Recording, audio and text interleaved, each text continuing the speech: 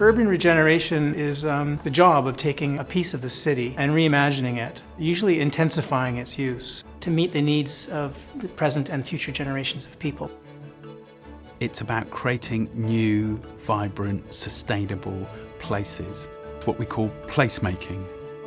Developers apply their skills, their knowledge of placemaking, of economics, of marketing, urban design, and construction, and bring these all together to create new futures for different parts of the city. The King's Cross site is 67 acres, about the size of 60 football pitches, of former industrial land in the centre of London.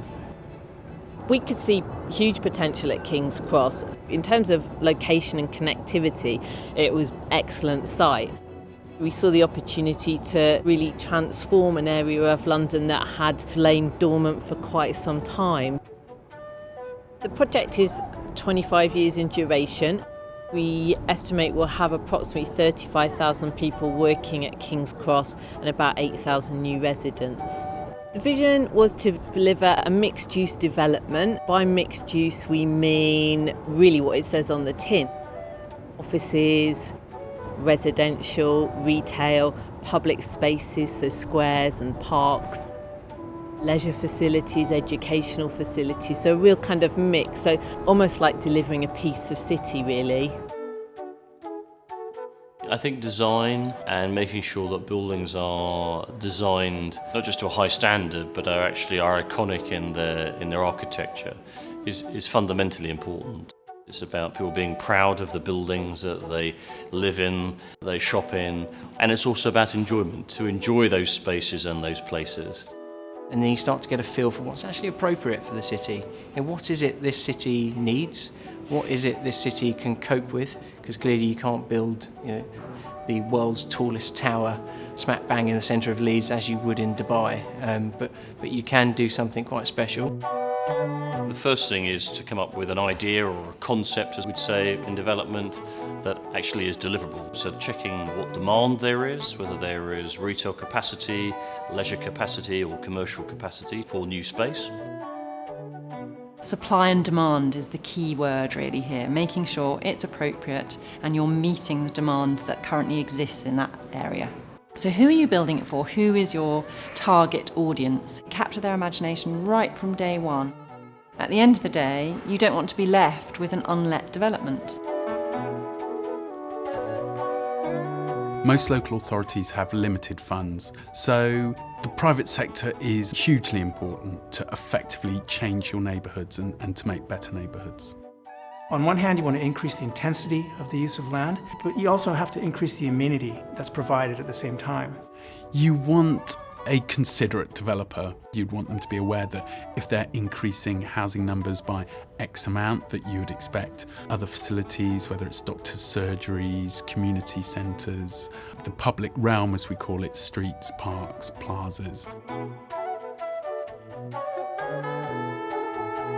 Affordable housing consists of social rent housing for social rent tenants in the council, but you also have shared ownership and shared equity where residents own part of the property. We won't give approval unless the developer agrees to a certain percentage of affordable housing.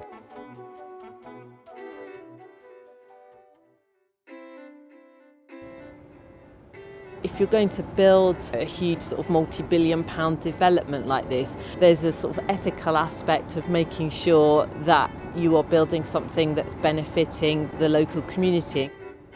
Before we started doing any building work, we started consulting the local community about how they would like to see King's Cross develop. And the main messages coming through from that consultation were make it clean, secure, and make sure there are opportunities for local people. There's always opposition in development, so the key to dealing with some of that opposition is education and trying to work together.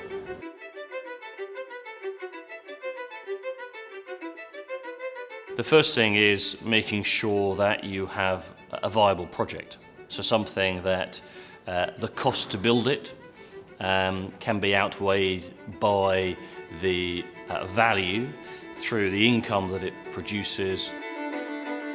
Developers are always looking for profit margins.